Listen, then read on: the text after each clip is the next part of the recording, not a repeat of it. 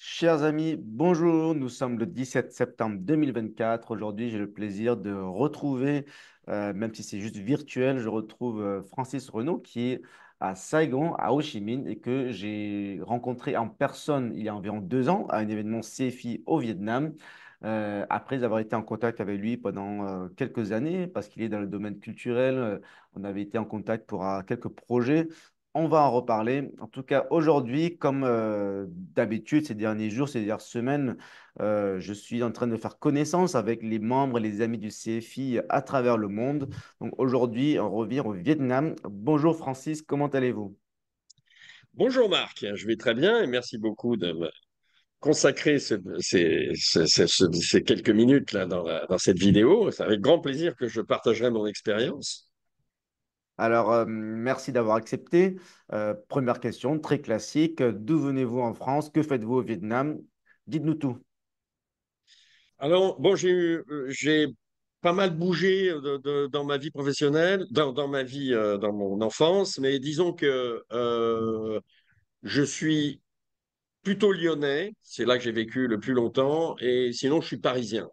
Et voilà. Et lorsque je suis venu au Vietnam, je travaillais dans la banque, j'étais basé à Paris, et c'est ainsi que j'ai été envoyé au Vietnam, initialement. Donc, Mais pour résumer, je suis plutôt lyonnais. pour Voilà. travailler dans une banque au Vietnam?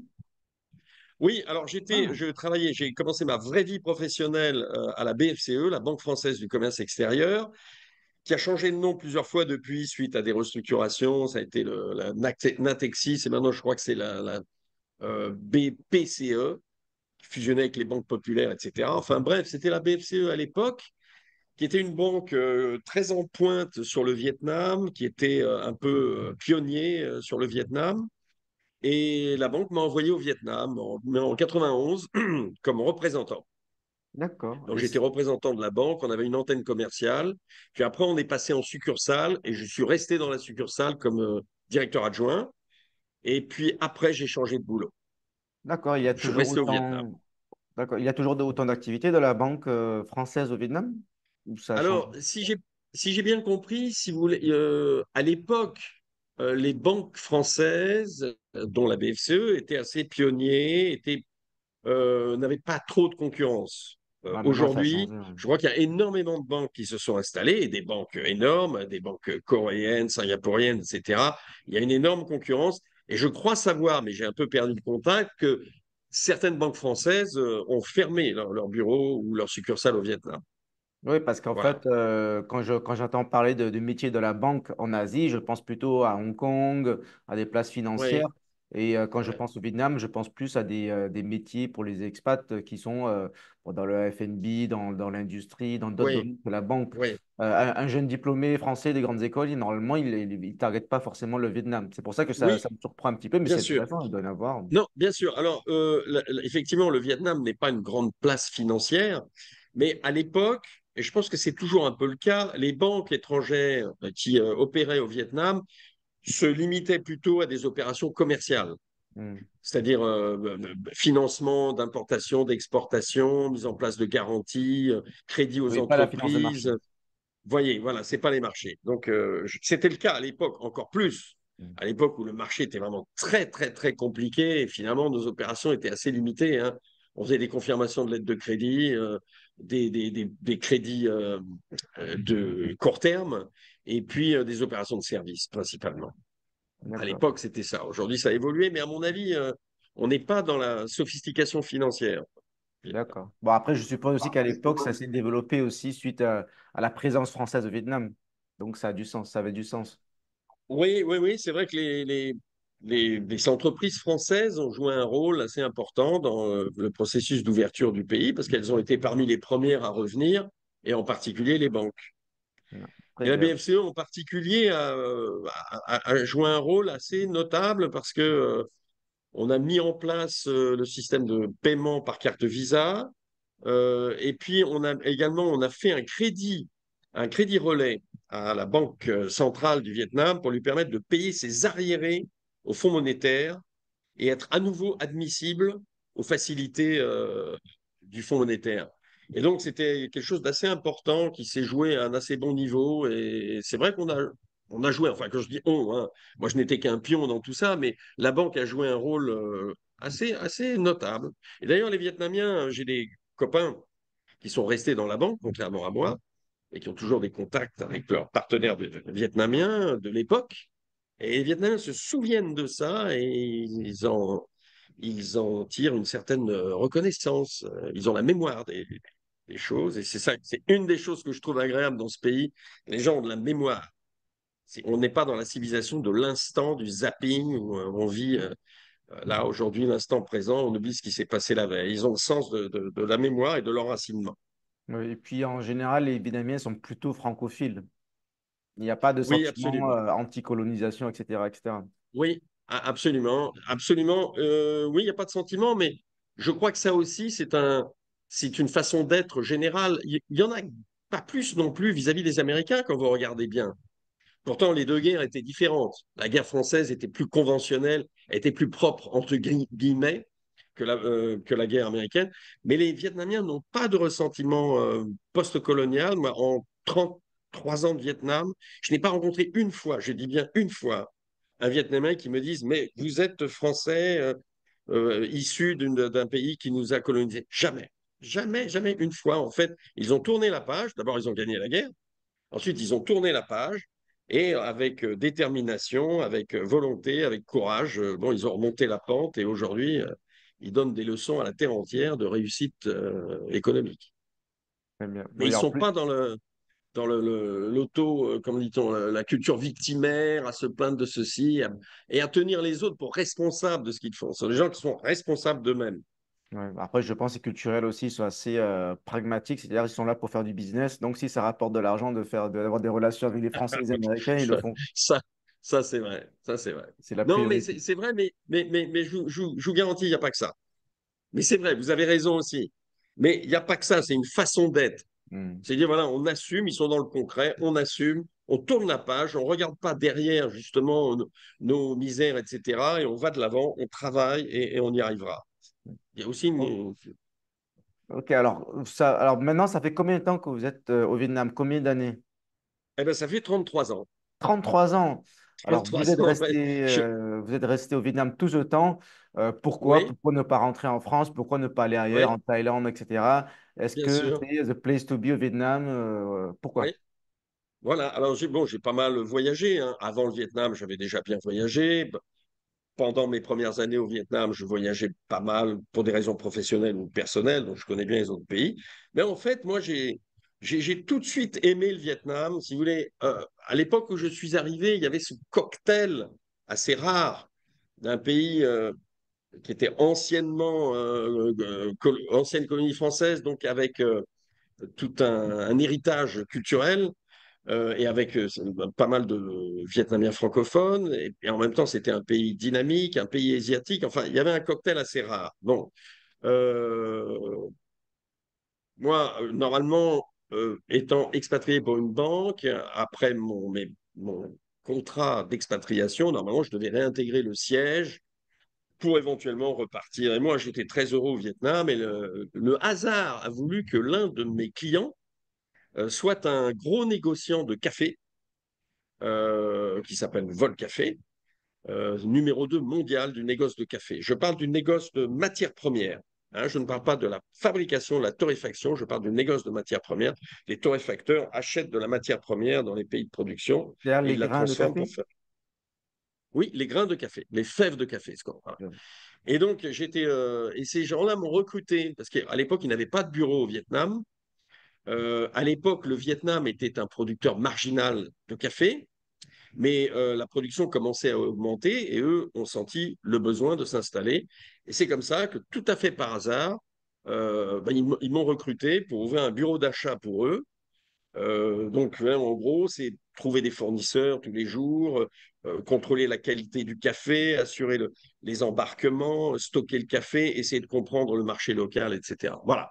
Et donc, pour répondre à la question, pourquoi cette pérennité? Ben, d'abord, moi, j'aimais le Vietnam, j'ai trouvé cette opportunité qui convenait parfaitement. En plus, c'était un métier merveilleux, c'était un métier assez pionnier. On n'était pas nombreux à faire acheter du café au Vietnam, hein, c'était quand même assez extraordinaire.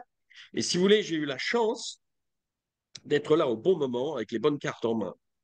Comme vous le savez, le Vietnam est devenu depuis le premier producteur mondial de café Robusta et le deuxième producteur de café Arabica Robusta derrière le Brésil. Donc la production a littéralement explosé. Et j'ai eu la chance, si vous voulez, d'être là dans le bon pays, qui était le nouveau dragon du café, avec la bonne carte en main pour le numéro 2 mondial du négoce. C'est ainsi donc que je suis rentré chez eux et au bout de quelques années, au bout de 5 ans, il m'est arrivé ce qui arrive souvent à des gens dans un pays comme celui-ci, on a envie de rouler pour soi-même, de voler de ses propres ailes. Du coup, on a changé de système avec Volcafé, j'ai quitté la société et j'ai créé ma propre société De qui était café? La même? spécialisée, Le oui, ma même? propre boîte qui était, dont la vocation était d'être agent pour des matières premières, pour les sociétés, les maisons de négoce en Europe. Donc, pour le café, pour le poivre en l'occurrence et la noix de cajou, les trois produits dans lesquels le Vietnam était très bon. Voilà ce que j'ai fait. Donc, je faisais toujours exactement le même métier, mais au lieu d'être un expatrié avec son bureau, son budget, sa voiture, etc., c'était mon business et j'étais commissionné à la tonne exportée. Voilà. Et donc, j'ai continué à travailler pour Vol Café, donc, qui était en fait mon premier client. Ils ont été assez sports pour me laisser travailler avec certains de leurs concurrents. Et c'est comme ça que mon business a assez bien marché. J'avais une super équipe de Vietnamiens, 10 personnes. Et voilà. Et voilà, qu'est-ce que je voulais dire? Voilà. Donc, ouais, ça a Ça plutôt fait bien penser à marché. Alors bon, quelqu'un. pas facile non plus. Hein. Bon, Vous fallait bosser. connaissez Hein. Frédéric Soto? Oui, Ça fait bien penser à sûr, lui, c'est un vieux parce que je sais qu'il copain. faisait le café. Oui, bien sûr. Avec ses capsules. Là. Oui, oui, non, c'est un vieux copain, bien sûr. Voilà. Et j'ai d'autres. On n'est pas tout à fait dans le même métier, parce que lui est plutôt dans la torréfaction. Et moi, j'étais vraiment dans le négoce de matières premières. Et votre client, potentiellement, je suppose? Non, alors, si vous voulez, moi, Partenaire ou... alors, je vous explique. Volcafé, par exemple, mais je n'ai pas eu que Volcafé comme client. Volcafé, c'est une énorme maison de négoce mondiale. Donc, ils achètent du café dans le monde entier, au Brésil, en Colombie, en Indonésie, au Cameroun, partout, et ils le revendent aux torréfacteurs. Et leurs clients, ce sont les gros torréfacteurs comme Ah, Nestlé, d'accord. Jacob Suchard, Lavazza, etc. Et eux, ils vendent aux Moi, petits torréfacteurs. oui, ou éventuellement, ils torréfient pour eux-mêmes. Quand Nestlé D'accord. achète de la matière première, c'est pour leurs usines, Lavazza, pareil, et compagnie. Volcafé est donc le fournisseur. Et donc, moi, dans tout ça, je suis au service de Volcafé. Je suis l'homme physique. Je m'occupe du business physique ici. Ils ont besoin, par exemple, d'acheter 3 containers, telle qualité, embarquement tel jour, à tel prix à peu près. Je trouve. Et après, j'assure toute l'exécution du contrat. Donc, ce n'est pas moi qui fais le business avec D'accord, oui. Nestlé. C'est C'est eux. l'intermédiaire. Là-bas, il y a un trader qui est sur sa table, son ordinateur. Il appelle Nestlé le matin, vous voulez combien, etc. Et après, il vient me voir. J'ai besoin de ça. Et dans cette histoire, je suis ce qu'on appelle un agent. Je ne suis pas, j'insiste là-dessus, je ne suis pas un broker. Ouais, c'est C'est-à-dire un plutôt broker, c'est la quelqu'un qui logistique. La logistique, le voilà, le contrôle sur broker, place, que tout se passe bien. exactement. Voilà. Et je suis agent exclusif, c'est-à-dire D'accord. ils veulent acheter le café, et je suis exactement comme un expat, sauf que pour eux, c'est plus léger, et en principe, ça leur coûte moins cher. Plus flexible. Voilà. Voilà. Et donc, j'ai fait ça pendant. Donc, pourquoi? Du coup, moi, j'étais très heureux dans ce business. En plus, c'était mon business. Donc, je n'avais aucune raison de quitter le Vietnam. Et ça marchait très bien. Et puis, j'aimais ce business. Et c'était fabuleux. J'avais une super équipe. Moi, j'ai vraiment eu des années extraordinaires. Et puis, à un moment donné, ben, je me suis arrêté. Les choses se sont arrêtées un peu naturellement. Il y a eu un concours de circonstances. Là, je vous la fais très courte. La maison Volcafé, j'essaye. J'ai la maison Volcafé qui était mon client numéro un, en fait, à l'époque, était une boîte qui marchait très bien, mais le propriétaire, une famille suisse, un peu une dynastie façon Bouygues, a fait de mauvaises affaires. Ils ont dû vendre la société pour payer leurs dettes.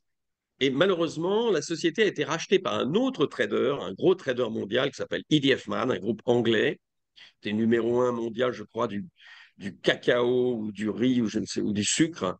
Et ils ont racheté Volcafé pour devenir numéro 1 mondial du café. Et en manque de chance, ils avaient déjà un bureau au Vietnam avec Ah, 2 d'accord. expats. Il n'y a plus besoin de Donc, vous. mon bureau devenait redondant et du coup, j'ai perdu cette carte. Alors après, j'ai survécu pendant 2 ans avec d'autres clients, mais qui n'était pas aussi important. Donc, j'étais dans la situation d'un type qui a l'habitude de rouler en Maserati, qui se retrouve en Toyota tout à coup. Vous voyez, c'était plus le même truc. Et puis, j'avais peut-être épuisé les joies de ce métier.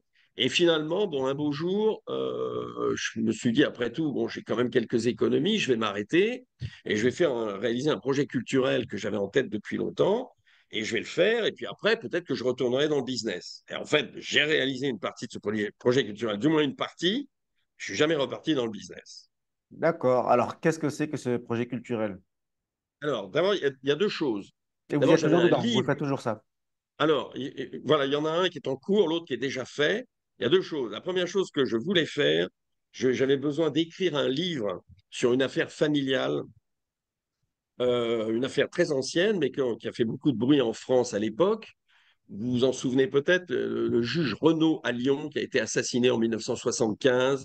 C'était une très grosse affaire. Bon, et ça a été une affaire retentissante et en même temps très sulfureuse. Le dossier a été fermé, il y a eu une ordonnance de non-lieu, etc.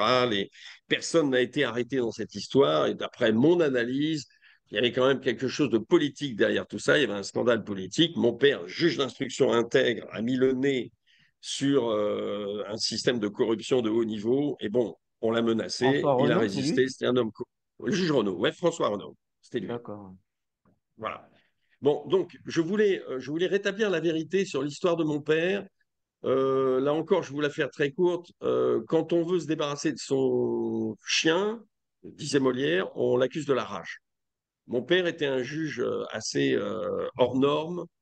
Il n'était pas traditionnel. C'était un beau mec. Il sortait le soir, playboy, etc. Bon, il menait sa vie, mais c'était un homme droit dans ses bottes. Et alors, on a un peu joué sur sa personnalité, enfin, pour expliquer que c'était un peu de sa faute. Voilà. Alors qu'en fait, c'était un juge totalement intègre. Donc j'ai voulu rétablir sa mémoire. J'ai écrit un livre qui est sorti en 2011 pour rétablir sa mémoire. Un livre qui a eu un assez bon retentissement dans les médias. J'ai été suivi par quelques émissions et j'ai même participé à 2 bandes dessinées qui se sont plus ou moins inspirées de mon livre.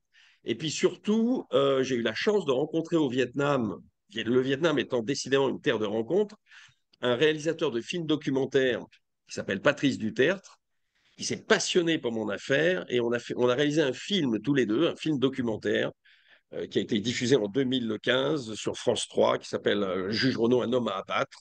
Voilà, bon, on a des trucs qu'on peut retrouver sur YouTube d'ailleurs. Et voilà, on a fait ça. Et voilà, donc alors après, j'ai eu un procès en diffamation, etc., que j'ai gagné. Enfin, je vous passe les détails. D'accord. Ouais, c'est intéressant, je En regarderai dernier plus en ressort, détail. la ville de Lyon, qui avait littéralement oublié enfin, la mémoire de mon père et le sacrifice de mon père. C'est quand même un homme qui s'est fait tuer pour être fidèle à la justice. A finalement redécouvert, peut-être il a fait son mea culpa et ils ont enfin reconnaissance. Ils ont donné à mon père un nom de place à Lyon, qui est devant le palais de justice, qui s'appelle donc maintenant Esplanade François Renaud, devant le palais de justice historique, les 24 colonnes. Voilà. Alors moi, si vous voulez, d'une certaine manière, la vérité historique, la vérité judiciaire ne sortira jamais, puisque l'affaire étant fort close, étant même euh, euh, euh, Dossier excusez-moi, classé. oui, classée et surtout prescrite. Là, il n'y aura plus jamais de procès ni quoi que ce soit, mais moi, je me battais pour la vérité historique, en tout cas la mienne. Je l'ai exposée. Mon père a une reconnaissance. Je considère que j'ai fait mon boulot Ouais. et je peux passer à autre chose. Et ça m'a occupé quand même pas mal d'années, cette histoire. Voilà. Non, mais c'est intéressant. Et Je ne là, m'attendais pas à cette histoire. Je viens de voir sur ben, Wikipédia. alors, Paulin je vous en parle. Plessis, auteur d'une Voilà. biographie de son père, la collusion entre le sac et une partie du milieu à laquelle s'intéressait Renaud serait à l'origine de son assassinat. Voilà. Ok. Alors, je vous en parle non pas du tout pour faire le fanfaron, hein, mais il se trouve que ça fait partie de mon histoire. Et ça m'a quand même sacrément occupé une partie de ma vie. Et ici à Saïgon, bah, tous les gens qui sont là depuis un certain temps connaissent mon histoire. Quand j'ai sorti mon bouquin, on a fait une dédicace à la librairie française. Enfin, vous voyez, c'est vraiment, ça fait Ah, partie de mon identité, donc c'est pour ça que je vous en ouais, parle. ouais. Ben, bonne Voilà, surprise, c'est intéressant. J'étais pas au courant. je vous remercie. Et alors donc ça, c'était la partie sérieuse de mon travail littéraire, entre guillemets. Et après, il y a une partie moins sérieuse, plus ludique, dirons-nous. Moi, j'ai la passion de la langue française et à l'intérieur de la langue française, de ce qu'on appelle la langue verte, qui est en fait le langage familier, populaire, un peu à la manière de San Antonio ou de Michel Audiard. Toute proportion gardée quant au talent. Hein. Je n'ai pas la prétention d'avoir leur talent, mais du moins, c'est une langue qui me passionne et qui a été reprise par de nombreux écrivains. Bah, déjà, il y a Céline, mais il y en a d'autres. Il y a Albert Simonin, Alphonse Boudard, etc.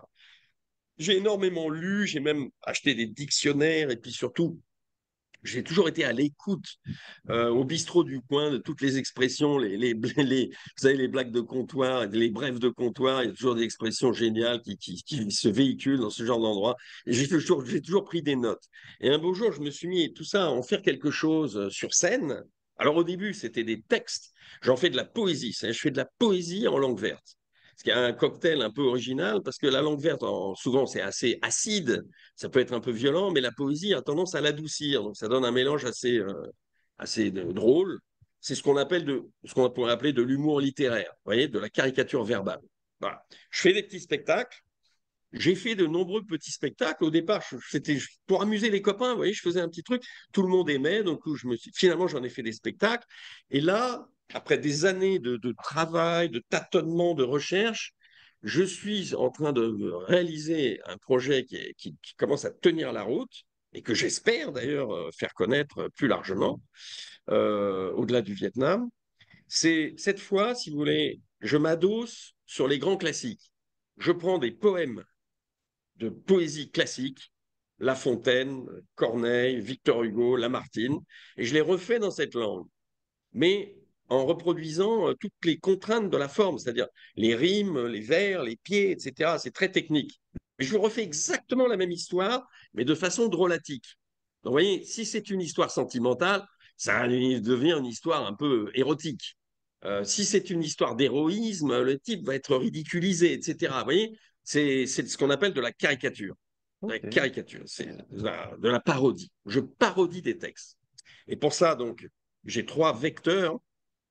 Un livre, donc 50 textes, du XVIe siècle au XXe siècle, de Charles d'Orléans à Paul Valéry. Je prends un auteur, un texte. Alors, soit je prends des auteurs connus, des textes connus, je sais pas, sous le pont Mirabeau, vous voyez, de Apollinaire, des choses comme ça, ou La Bohème de Verlaine, etc. Soit je prends des textes moins connus, de poètes moins connus, mais qui ont une certaine originalité et surtout qui ont une résonance aujourd'hui. Parce que l'idée, c'est aussi de montrer comment les grands poètes ont brassé des idées qui sont intemporelles et qui rejoignent des sujets d'actualité. Voilà. Donc, j'ai fait un auteur, un texte, 50. Mes textes sont faits. Ça, je vais en faire un livre. Alors après, avant de présenter ça à un éditeur, puisque tel est mon objectif, il faut le travailler. C'est-à-dire, il ne suffit pas d'avoir des textes, il faut faire une petite présentation pour chaque texte. Je vais faire un petit lexique de toutes les expressions utilisées avec les synonymes, pour que ce soit un peu didactique également, des illustrations. Donc là, je travaille là-dessus. Par ailleurs, deuxième vecteur, un spectacle. Donc là, c'est une sélection de quelques textes que je mets en scène. Et là, je me fais aider par un ami qui est un professionnel du théâtre franco-canadien qui s'appelle Yannick Auer, qui est remarquable, qui a énormément d'expérience. Voilà. Et Il puis, est au troisième Vietnam? chose, pardon? Il est au Vietnam? Oui, il habite au Vietnam. Ouais, ouais. Et on vient de passer une semaine ensemble, d'ailleurs, je vais vous dire. Et puis, troisième vecteur, ben, je vais m'y mettre, les réseaux sociaux. Moi qui suis un brontosaure, qui ne comprend rien à tous ces trucs, je vais m'y mettre en faisant appel à un ou une professionnelle. Et je vais créer des petites vidéos que je ferai circuler avec un personnage, vous voyez, un personnage qui va vous faire, bon, aujourd'hui, je vais vous faire redécouvrir la langue verte à travers La Fontaine, Victor Hugo, etc. Donc, l'idée, vous voyez, c'est en même temps, c'est d'une part de s'amuser avec cette langue qui est en voie de perdition et qui mérite vraiment d'être redécouverte, parce qu'elle est merveilleuse, et puis elle ouvre un champ infini à l'imagination. et en même temps de faire redécouvrir des grands auteurs. Parce que le principe de la parodie, c'est que c'est à la fois un hommage au texte d'origine et un pied de nez ironique avec un travestissement un peu burlesque, vous voyez. C'est ce que je fais. Quand je fais une parodie de Victor Hugo, j'adore ce texte de Victor Hugo. Il me fait pleurer. Mais j'ai envie d'en rire. Voilà, c'est ça le truc. Donc j'ai les trois trucs. Mon spectacle, la prochaine échéance, c'est le spectacle. Alors j'ai fait un petit test à la maison. J'ai la chance d'avoir une assez grande maison. Donc j'ai fait un petit test à la maison au début du mois de juillet. J'ai réuni une quarantaine de personnes et j'ai fait un petit test. Vous voyez, parce que un spectacle, tant qu'on ne l'a pas testé en public, on ne comprend pas trop. Et là, du coup, texte concluant, je sais que ça marche et ça me permet de peaufiner la version définitive du spectacle, ce que je viens de faire avec mon ami Yannick. Là, on vient de passer une semaine ensemble. Et donc, je peux maintenant le faire en public.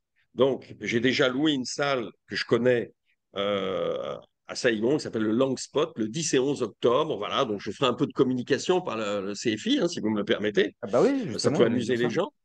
Voilà, et je fais donc le 10 et 11 octobre, voilà, 2 jours. Donc ça, si vous voulez, ce spectacle va se jouer à Saïgon. C'est une façon pour moi d'exister. A priori, à Saïgon, je n'ai pas trop de mal à faire venir les gens parce que je suis connu, je connais les gens, je connais les réseaux, etc. Mais à partir de là, si vous voulez, mon spectacle existe. Ça, plus les petites vidéos, ça peut me permettre ensuite d'évoluer. Pourquoi pas d'aller le faire dans la zone, si ça marche, à Singapour, à Hong Kong, à Bangkok, je ne sais pas Ouais, quoi. Et en France, on bien vous attend. évidemment. Non. Ben, merci, c'est gentil. Ça va vous amuser. En C'est France aussi, drôle. dans la communauté vietnamienne et puis au-delà. Ouais, ouais, il y a des. Non, mais en France aussi, il faut reconnaître, hein, en France, bon, en France, il y a pas mal de problèmes en France, on le sait bien, mais il faut reconnaître que la vie culturelle est quand même assez riche. Et il y a un public pour des textes. Moi, si vous voulez, je me positionne pas du tout comme un stand-up comédien, bien que j'ai fait une stand-up comédie en anglais. Et ces 2 dernières années, je me suis un peu écarté de mon thème d'origine. Et là, je vais vous dire, ça va vous amuser, et ça va peut-être amuser les gens qui nous écoutent. Je me suis, j'ai fait un spectacle en anglais avec l'aide d'une amie anglo-canadienne, hein, professionnelle de théâtre, qui m'a aidé à construire ça, qui était sur un sujet très spécifique qui me tenait à cœur, c'était French bashing by a Frenchman, caricature de mes compatriotes. Et là, je me suis fait plaisir, si vous voulez, j'ai repris Ah, j'aurais bien tous aimé les voir ça. clichés. Ouais, mais écoutez, je vais peut-être le rejouer, hein, c'est parce que, Il alors n'y a je vais vous peut-être pas de dire, je l'ai vidéo de vos joué. spectacles. Alors, je peux vous envoyer le teaser si vous voulez. Le teaser. Oui, J'ai un ok. teaser, je vais vous l'envoyer. J'ai même un website. Je vais vous envoyer mon website. Ok. Et figurez-vous, je l'ai joué à Saïgon. Les Anglais qui sont venus ont vraiment rigolé. Anglais ou Français expatriés, hein, ça les amuse aussi. Et du coup, ils m'ont dit, tu devrais tenter ta chance en Angleterre. Je suis allé au festival de Édimbourg l'année dernière, l'été 2023, 15 jours. Et je suis allé à Londres au mois d'avril. Donc, mon spectacle en anglais, il est rodé. Je le Il faut le connais, faire à Hong je le Kong. maîtrise totalement. Ben, si vous avez une procédure, moi, je suis partant, hein. Allez, on va Là, regarder ça. il est rodé, il fonctionne 200%. Alors, il amuse, bien évidemment, les Anglish. C'est les frères ennemis, hein, les Anglais. Bon, dès qu'on peut se marrer sur les Français. Mais mon spectacle est un peu pervers parce que, sous couvert de critiquer les Français, je critique les autres également. L'idée étant, puisque j'ai de l'ironie sur moi-même, je peux en avoir sur les autres. Voilà. Et en définitive, ce qui ressort de mon spectacle, c'est ce que tous les gens m'ont dit, c'est que finalement, je ne suis pas assez violent. Mais je ne veux pas être violent. Parce que moi, j'aime ma culture. Et j'aime la culture française. Mais il y a des tares. Il y a des tares qui sont. Enfin, des problèmes dans le comportement générique des Français qui posent problème quelquefois. Et je le comprends. Voilà. Et donc, j'ai voulu tourner tout ça en dérision, en faire quelque chose de drôle, et ça marche. Mais vraiment, à Hong Kong, quand vous voulez, hein, pour les deux, anglais et français. Ouais, Allez, c'est parti. on garde ça en tête. Très bien, très bien. Allez, Écoutez, tout cela est très intéressant. Bon, voilà. maintenant, j'aimerais savoir quel est votre sentiment par rapport à la France. Est-ce que ça vous manque, Ouais, j'imagine? Vous rentrez souvent? Est-ce que vous envisagez ouais. retourner en France un jour? Quel est votre état d'esprit, votre humeur? Alors, écoutez, non, je peux vous dire que moi, je suis très heureux au Vietnam. Si ce pays veut bien de moi encore quelques années, et peut-être jusqu'au bout, moi, je serais très heureux d'y rester. Je suis très heureux de retourner en France régulièrement. J'ai encore un petit peu de famille là-bas, en Haute-Savoie, et dans le sud de la France. Et puis j'ai de bons amis. Et puis mes modestes activités culturelles m'ont amené à retourner en France très souvent, notamment quand j'ai écrit mon bouquin sur mon père, parce qu'à l'époque, il n'y avait pas Internet pour faire toutes les recherches. Donc, je suis allé sur place, j'ai interviewé tout le monde, etc. Euh, et puis, j'ai pas fini, parce que si ça marche, ce projet me ramènera peut-être en France.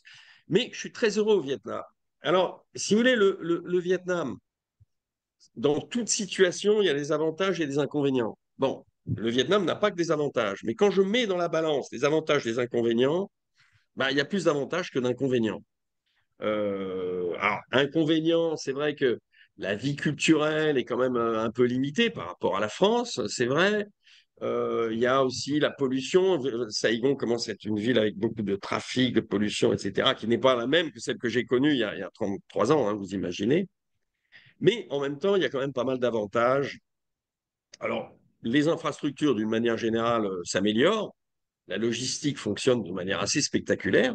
C'est l'une des raisons, d'ailleurs, pour lesquelles le Vietnam a réussi à se hisser en premier producteur mondial de Robusta en quelques années, hein, parce que la logistique fonctionne. C'est une des raisons.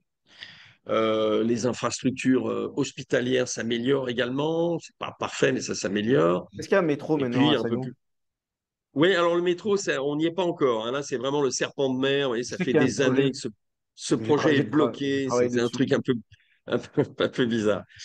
Voilà. Et puis alors, j'avoue, bon, alors ça, c'est pour les infrastructures, mais je viens à l'essentiel. Les Vietnamiens, je trouve que les Vietnamiens sont quand même des gens très agréables au quotidien. D'abord, ils ont une qualité, c'est qu'ils ont une discipline sociale. Hein. Ils sont capables de mettre de côté leur ego de temps en temps quand ils sont en société. Et je trouve ça fort agréable. Et c'est parfois ce qui manque en France et dans le monde occidental. C'est que l'individu, il y a tout pour l'individu, il n'y a plus assez pour la société et le groupe.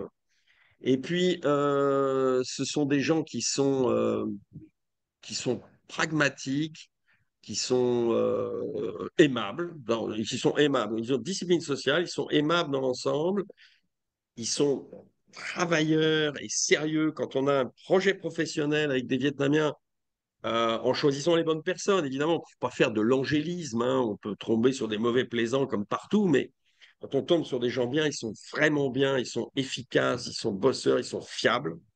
Et dernière chose, j'ajoute, c'est les Vietnamiens sont des gens qui ont le sens de l'histoire et ils se souviennent de ce qui s'est passé. Ils ont une certaine forme d'enracinement et j'avoue que j'y suis assez sensible. La civilisation du zapping ne me passionne pas forcément. Voilà. Mais bon, j'aime toujours mon pays, hein, il n'y a rien à dire. Et la France est un pays magnifique. Mais moi, je suis heureux de vivre au Vietnam. Voilà. Mais très heureux, évidemment. Et surtout, en fait, ce qui me rattache le plus à la France, peut-être, c'est la culture. C'est la culture française et la langue française, que je trouve qui est vraiment extraordinaire et qui est un vecteur d'idées. Et je trouve on a quand même des penseurs, des gens remarquables en France, dans toutes les tendances, dans toutes les familles politiques. Il y a des gens qui savent penser et ça fait du bien. Et puis, il y a quand même une magnifique littérature. Voilà. D'accord. Bon, expatrié au Vietnam, toujours fier d'être français. Patriote Ouais. français, Oui, on peut dire patriote ça? français. Alors évidemment, pas dans le sens, entendons-nous, pas dans le sens nationaliste pur, c'est-à-dire euh, aimer son pays, ça ne veut pas dire rejeter les autres. Ça veut dire être fier de ce qu'on est. Et moi, je dois reconnaître que j'en ai un peu ras-le-bol de la repentance permanente, l'autocritique. Moi, j'ai fait une autocritique, mais humoristique, pour exorciser. Mais si vous voulez, la repentance permanente à se dire qu'on est coupable de tout, et je trouve ça ridicule, quoi. Je veux dire, la France n'est pas un pays parfait, mais y a-t-il une civilisation parfaite dans ce monde, qu'on me l'explique? Il y a des bons côtés, des mauvais côtés, mais dans l'ensemble, on peut dire que oui, moi je suis assez fier, oui, d'être français, ça je dois le dire. Ouais. Et de représenter la France au Vietnam, en quelque sorte. Avec ma modeste activité littéraire, ça, j'ai la prétention de faire redécouvrir une langue qui est un peu passée de mode, mais qui n'est pas si difficile de redécouvrir. Parce que, si vous voulez, c'est une langue qui est un peu connotée. La langue de Michel Audiard et de San Antonio, c'est une langue un peu machiste, alors qui peut faire peur aujourd'hui. Mais il suffit de l'actualiser un petit peu. Et puis surtout, il suffit de ne pas avoir peur des mots et de se dire qu'on ne va pas se mettre à genoux devant les mots, se terroriser par les mots. Et on peut encore s'amuser avec le langage dans le cadre d'un exercice littéraire. Et là, vraiment, il y a de la matière et la France est riche. Et d'ailleurs, je suis assez heureux. Vous voyez, je fais parfois des tests avec des jeunes ou bien alors des jeunes, des ados, ou bien des jeunes qui ne sont pas de la même culture que moi, qui n'ont pas mon vécu, mon âge, etc. Et ils sont assez sensibles à cet exercice. Et ils demandent que ça, redécouvrir cette belle langue. Vous êtes d'accord avec moi, vous qui êtes un patriote convaincu, la langue française, c'est, vous savez ce que disait euh, Camus, hein, je n'ai qu'une patrie, la langue française. A-t-on jamais dit quelque chose d'aussi beau? Non, mais c'est Ouais, vrai, je n'ai qu'une patrie, la bien. langue française. Si tout le monde se mettait au français, si tout le monde redécouvrait le français, mais le français pur et dur, mais pas, attention, pas le français recroquevillé, etc., mais le français qui peut intégrer toutes sortes d'influences extérieures, mais qui les intègre dans sa culture propre, bien, on aurait peut-être moins de problèmes parce que le langage est quand même un facteur d'unité, c'est un ciment culturel et social, il me semble. Que pensez-vous de l'écriture inclusive? Voilà.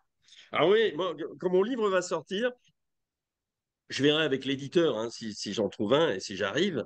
Je pense que j'ai envie de mettre produit garanti 100% intraduisible en écriture inclusive. C'est une catastrophe. D'abord, l'idée de base est absurde. L'idée de base est absurde. Euh, alors, l'idée de base, on la connaît, c'est-à-dire que la domination du masculin sur le féminin dans la grammaire détermine des comportements identiques dans la vie. Bon.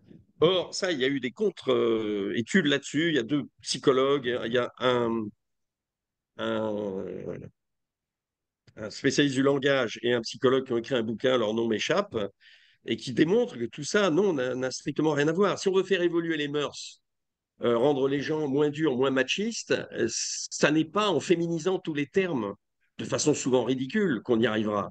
Et en déformant la langue française, on y arrivera en transformant les mœurs et par les mœurs et par la loi. Il y a une évolution des mœurs qui va se faire. Et primo, et deuxio, la langue n'est pas un instrument politique, n'est pas un instrument idéologique qui est là pour nous faire penser comme ceci ou comme cela. La langue, c'est un instrument d'émancipation intellectuelle qui doit nous permettre à tout un chacun de nous construire intellectuellement et d'être à même ensuite d'affronter la contradiction des débats, mais qu'on commence par apprendre la langue française. Et cette, cette langue, écriture inclusive est absolument ridicule et ça alourdit le texte, ça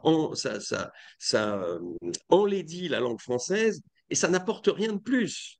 C'est pas parce qu'on appellera, c'est pas parce qu'on parlera, on dira une sapeur-pompière au lieu d'un sapeur-pompier que les hommes vont devenir moins machos. C'est ridicule. Au contraire, ça risque de les rendre encore plus machos, cette formule ridicule. Donc, la seule chose, c'est de faire évoluer les mœurs, faire évoluer les gens. J'ajoute, dernier point, que on a un peu procédé à une inversion des choses. Normalement, la langue, c'est un instrument qui est au service de l'esprit. Et on est arrivé aujourd'hui avec la bien-pensance, etc., la bien-disance, on est arrivé à l'inverse. C'est-à-dire que c'est l'esprit qui doit s'agenouiller devant les mots. On a peur des mots. Le même mot qui peut apparaître comme une incongruité ou une forme d'agression chez certains, au contraire, est un jeu d'esprit chez d'autres. Tout dépend de la façon dont les choses sont dites. Vous voyez? Il n'y a pas les mots, c'est pas une entité en tant que telle. Il y a la façon dont on s'en sert. Je ne sais plus qui disait, les mots sont comme des sacs vides. Ils ont la forme qu'on leur donne. Voilà. Donc, Question spécifique. Est-ce qu'il faut dire, est-ce que vous êtes pour dire Madame l'ambassadrice pour la diplomate et pas la femme de l'ambassadeur? Parce qu'autrefois, ça se disait pas, aujourd'hui, ça se dit, c'est accepté. C'est bien. alors, alors, alors, moi, écoutez, bon, là, en l'occurrence, Madame l'ambassade, moi, en fait, la seule chose qui peut me gêner dans tout ça, c'est la malsonance. C'est le mot qui heurte. Par exemple, un auteur, une autrice, mais ça me choque à chaque fois, une autrice. On a l'impression d'une maladie, vous voyez, une autrice. Mm. On a l'impression d'une maladie mentale. Bon, autrice. Par contre, ambassadrice, a priori, ça me gêne moins. Ça me gêne moins. Voilà, Oui, parce Madame que de toute façon, c'est un l'ambassadrice. mot qui existe déjà, mais normalement, l'ambassadrice, c'est la femme de l'ambassadeur, ce n'est pas l'ambassadeur. Mais de nos jours, c'est accepté. Ah, d'accord. Alors, je ne fréquente pas suffisamment les ambassadeurs de ce monde, les hautes autorités de ce monde, pour pouvoir tester moi-même. Mais je vous Très bien. dirai, dès que j'aurai la chance de fréquenter ces gens un peu plus loin, quand ils viendront voir mon spectacle, je dirai, Madame l'ambassadrice, qu'avez-vous pensé de mes jeux de mots? Bon, Qu'avez-vous mais par contre, pensé de ça peut lui plaire ou Molière? pas, parce qu'il y a des dames ambassadeurs qui ne veulent pas être appelées ambassadrices, c'est possible aussi. Donc, il faut se Ouais, renseigner avant. exact. Exact. Ça devient très. On marche sur des œufs en permanence, Voilà, hein. exactement. C'est Ça sur devient très, mesure, il très faut se compliqué. renseigner avant. C'est compliqué, compliqué. C'est comme Non, mais là, moi, sénateur, sénatrice aussi, ouais. etc. Non, et puis alors, il y a tous les. Ah, puisqu'on est sur le sujet, il y a tous les termes. J'en ai même fait un spectacle. J'ai un spectacle qui s'intitulait le politiquement correct, une approche littéraire. Donc, c'était reprendre toutes ces expressions alambiquées, vous savez, édulcorées pour ne plus vexer personne, mais qui ne veulent plus rien dire. Bon, pour ne pas dire que quelqu'un est gros, vous dites il est en surcharge pondérale, ça veut plus rien dire. Pour ne pas dire que quelqu'un est alcoolique, vous dites qu'il est c'est une personne à sobriété différée, c'est ridicule. Euh, pour ne pas dire qu'un type est radin, tout simplement, ça existe la radinerie. Vous dites il gère mal sa relation à l'argent, c'est ridicule, vous voyez.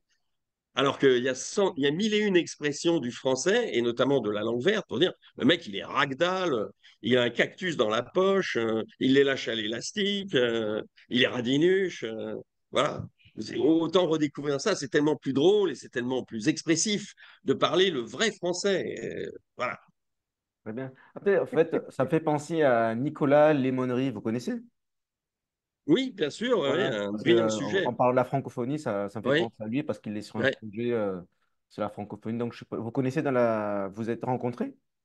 Oui, bien sûr, je le connais. Il y a un brillant garçon. Alors, lui, il essaie de développer la francophonie. Alors, si vous voulez, je risque d'avoir un problème.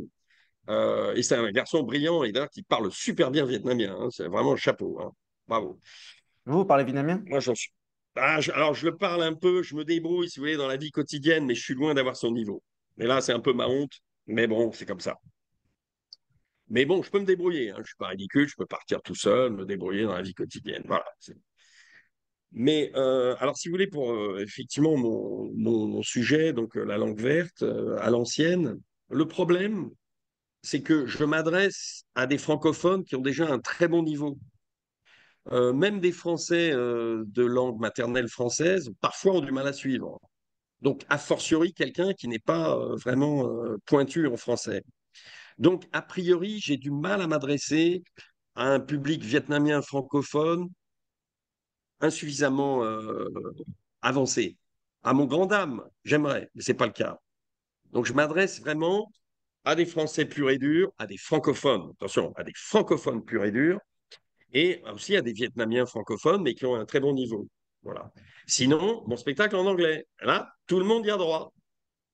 Y compris tous les Anglais, tous les British de Hong Kong. Allez, non, On va faire je vous ça. garantis que si je Je viens, serai dans un pub, je vais les faire rigoler. Et vous savez qu'à la fin, on boira un coup tous ensemble, parce que bien mon sûr, spectacle est toujours. convivial. Très Ouais. bien. Ben, merci Voilà. beaucoup, c'est très intéressant. Ça a duré plus Je vous longtemps que remercie. prévu, mais bon, c'est normal, c'est intéressant. Et bon, si certains veulent vous contacter, ils contacteront le CFI. D'accord. Donc, j'en profite d'ailleurs pour inviter les Français qui résident au Vietnam à nous contacter. On peut les ajouter au groupe WhatsApp où on est. Voilà, c'est un petit peu une grande bande de copains. J'espère qu'on pourra se rencontrer. J'espère qu'on fera Ouais. un petit événement CFI à Saigon bientôt. J'essaierai de Avec revenir plaisir. prochainement. Bah, ça fait déjà bientôt 2 ans qu'on a fait le dernier, enfin, Ah, en tout ouais, cas, où j'ai d'accord. été là-bas pour un événement CFI. Voilà. À très Ok, bientôt, puis Francis. vous êtes Oui, bien occupé, hein, à ce que je vois. Vous oui, êtes, oui, bon, vous on fait le produisez maximum beaucoup. pour créer Ouais. des liens partout dans le monde. Voilà. Ok. Bonne journée à vous et j'espère à très vite. Voilà.